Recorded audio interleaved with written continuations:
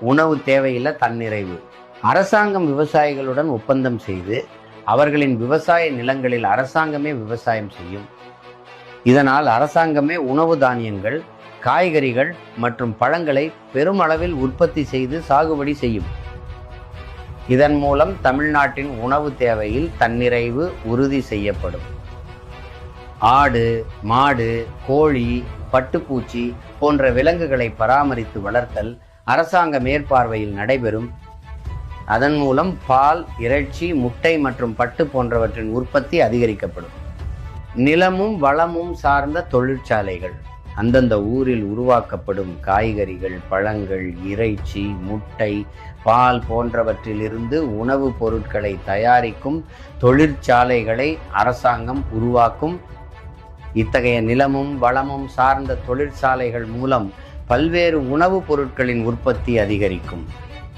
உதாரணமாக, பாலிலிருந்து தயாராகும் பல்வேறு உணவுப் பொருட்கள், முட்டை மற்றும் இறைச்சியிலிருந்து தயாராகும் பல்வேறு உணவுப் பொருட்கள். அந்தந்த ஊரிலேயே அரசாங்க வேலை. விவசாய நிலங்களில் மற்றும் அரசாங்கத்தால் உருவாக்கப்பட்ட தொழிற்சாலைகளில் படித்தவர்க்கும் மற்றும் படிக்காதவர்க்கும் அரசாங்க வேலை அமைத்துக் கொடுக்கும். தமிழ்நாடு அரசு அனைத்து தமிழக மக்களுக்கும் சீரான உணவு, நீர், ஆரோக்கியம், கல்வி மற்றும் வேலை வாய்ப்புகளை உறுதி செய்யும். இதனால் தமிழகம் தன் நிறைவு பெறும்.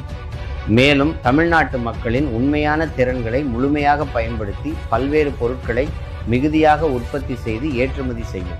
இதன் மூலம் தமிழக வருவாய் பெருகும். இந்த தற்சார்பு பசுமை பொருளாதாரத்தால் தமிழகம் வளர்ச்சி அடையும்.